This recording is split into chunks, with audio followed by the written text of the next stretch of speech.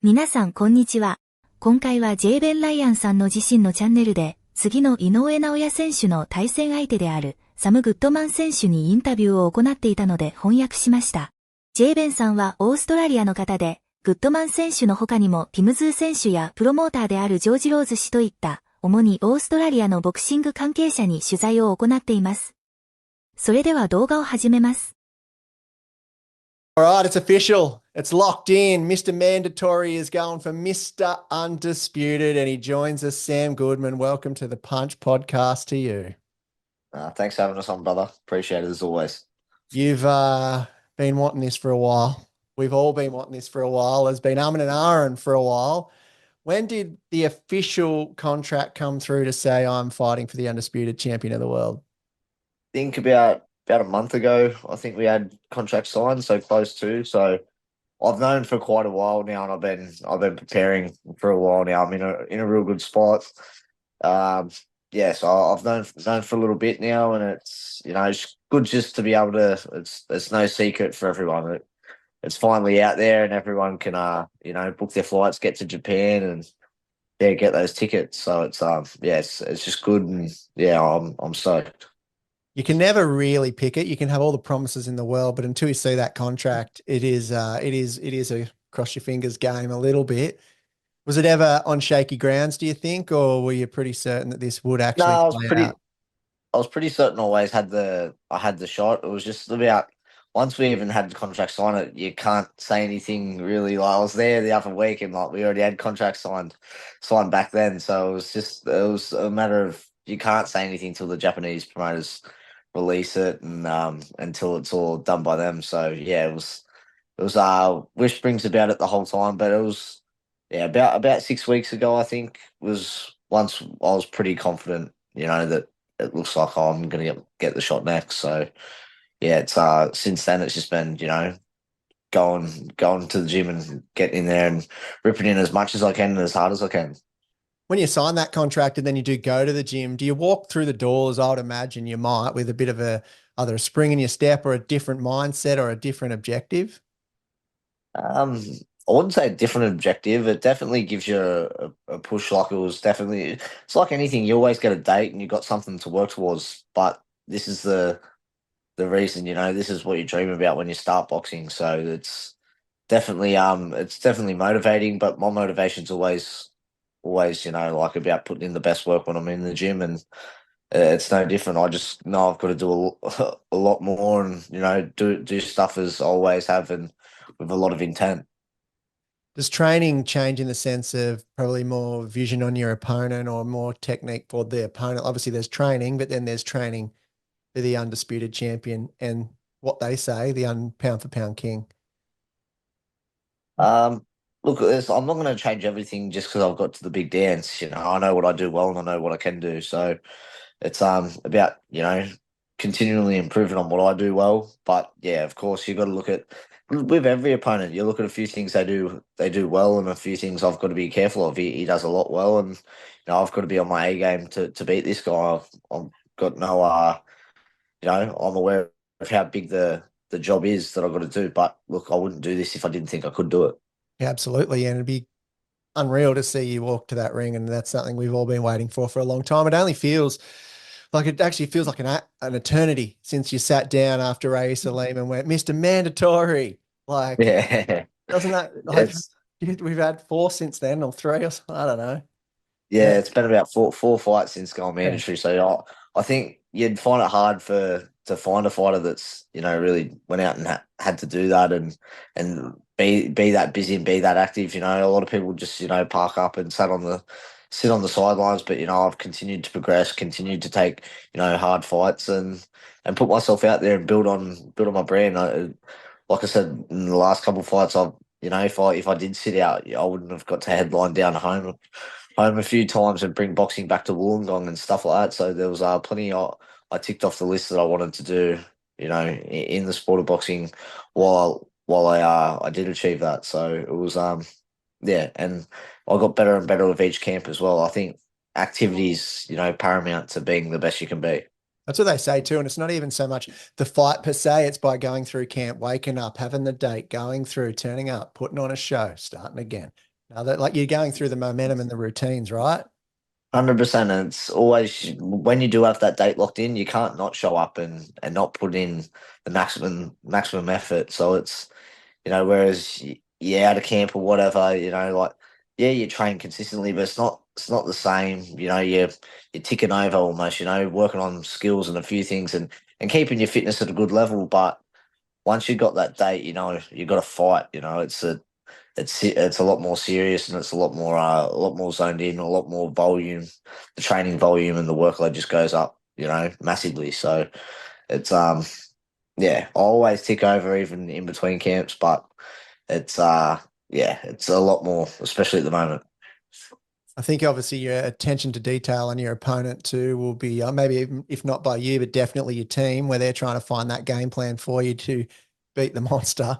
That's going to be good. But the good thing is, I think there's a little bit of hope is, yes, he is the pound for pound king, but Neri did knock him down. There is ways to hurt him. There's ways to beat him. And I'm assuming that you guys are putting together the perfect plan for that. Yeah, absolutely. And look, everyone's human. People like to build everyone up into almost a superhuman thing. They call him the monster. All this shit. He's a human being at the end of the day. Everyone's vulnerable and everyone can get beat. So it's about showing up. And I know that there's a lot of people that are. I don't know about him and his team, but his promoters certainly are. They're all planning. They're all planning fights. 2 fights ahead and stuff like that. So if his team are putting their mind in that thought process, they're going to slip up. So um, yeah, like I'm not building him up into something he's not. He's a great fighter, yes, but look, so am I, and I'm going to show it on December 24th. You probably do have the benefit too of having seen him fight for real too. When you went to Tokyo and ambushed the ring, row 9 to center ring, which was one of your best. Yeah.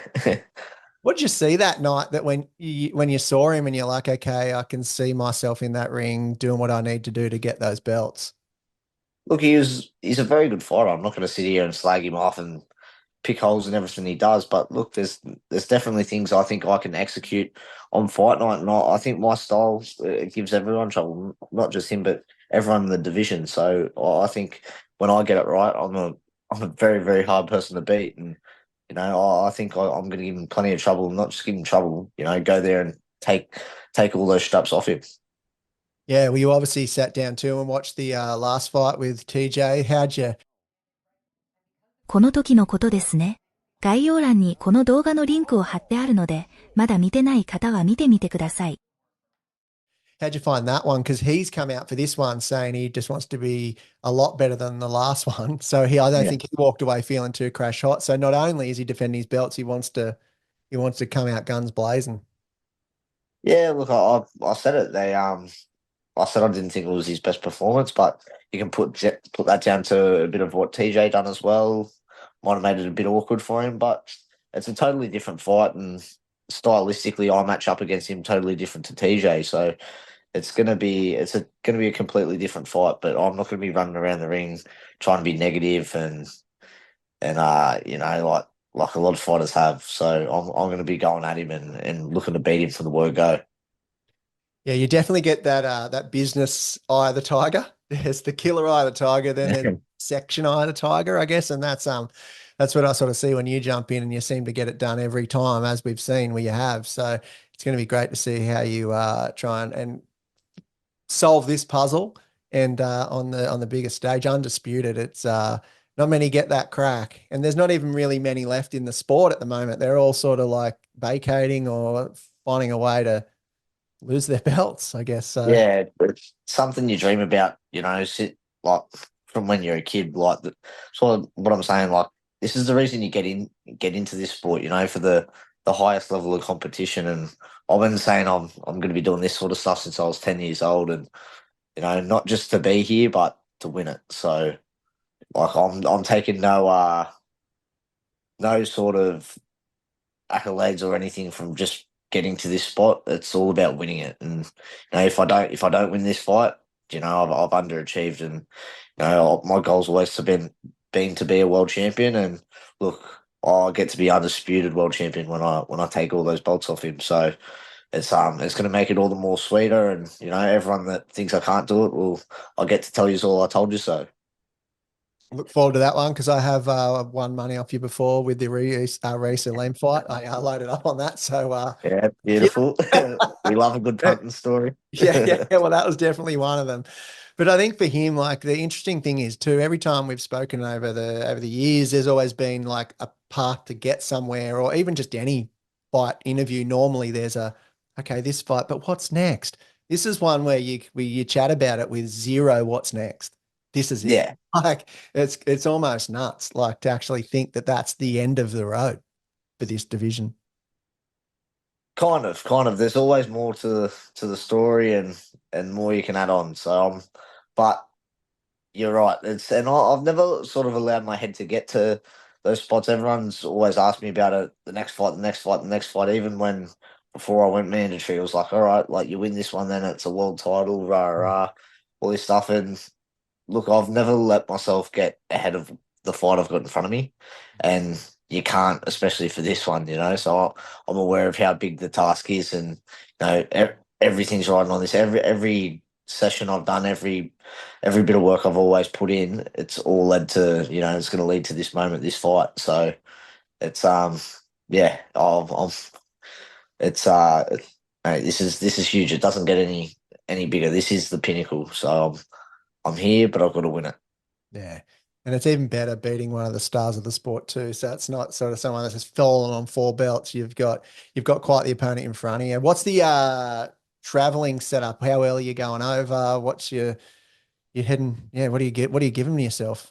About 2 weeks. The time zone difference not too bad. So it's going to be a bit cold over there, I'm hearing. So, but to be honest, I'm not too worried about the weather. It's it's not going to be snowing inside the stadium, so it's we'll be fine with that. But yeah, about 2 weeks we'll head over and sort of just get used to being over there and work our way around. But yeah, so everything else is on track. We've got plenty of good sparring lined up and plenty of guys coming in. So it's everything's on track and yeah, all systems go. Got any pictures up at the gym? Are you one of those guys that just lands him on the wall and looks at him as you walk in? And Nah, not really. I see enough if I turn my Instagram on or swipe up. You tagged in something with him, so mate, I'm sick of seeing his face. So I'll see him in Tokyo.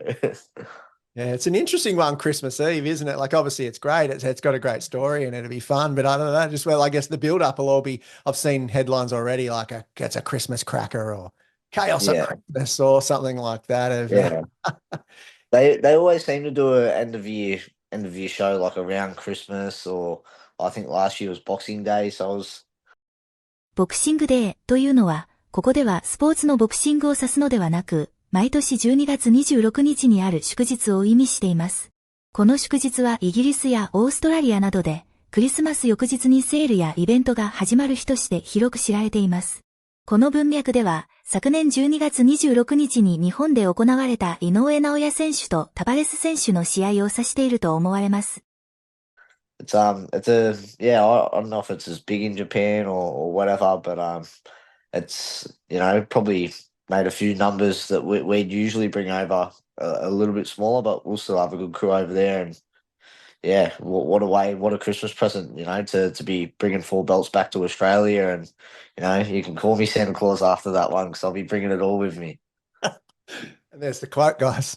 There's the quote. Call me Santa Claus. It's having that. I don't want to disappoint the kids of the world who are watching this, but like Santa may be delayed in the presents when he gets the pay-per-view.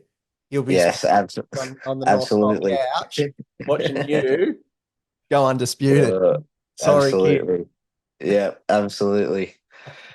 Mate, that's awesome, and we're really excited for you. And it's probably been a while since you've had the underdog tag too.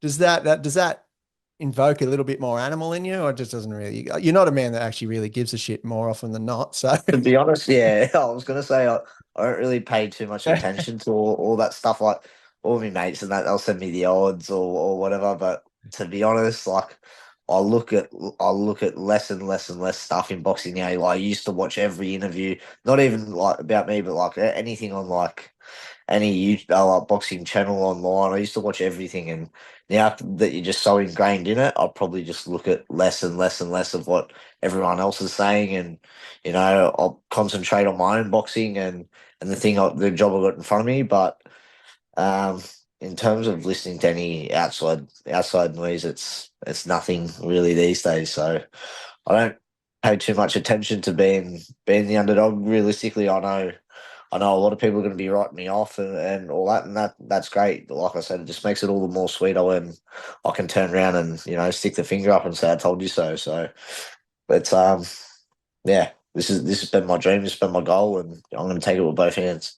Yeah, it's another great Australian sporting story. Obviously, we saw George Kambosos do it with Tio. We just saw they gave Liam Paro donuts for Subriel Matisse. And he not only did he beat him in his backyard, where you'll be as well. 4 of the last 5 fights of Naoya's have been in this arena. So it's home to him, and you get to go in there and do that. So, I mean, it doesn't get much bigger. There's nothing swaying out of his favour, to be honest.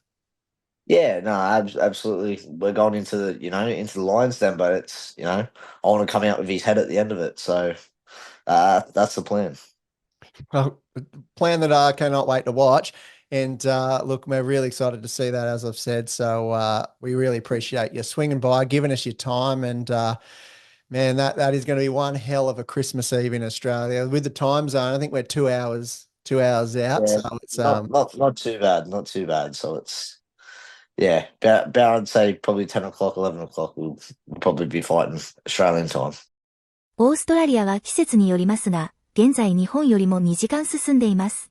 この会話では、2人は試合開始の時間を10時か11時と言っていますが、午前か午後かは明言されていません。ただし、2人は日本との時差を理解しているため、午後の時間を指していると考えられます。朝の8時や9時から試合というのは考えにくいですよね。したがって、試合は日本時間の午後8時か9時頃に始まると予想されます。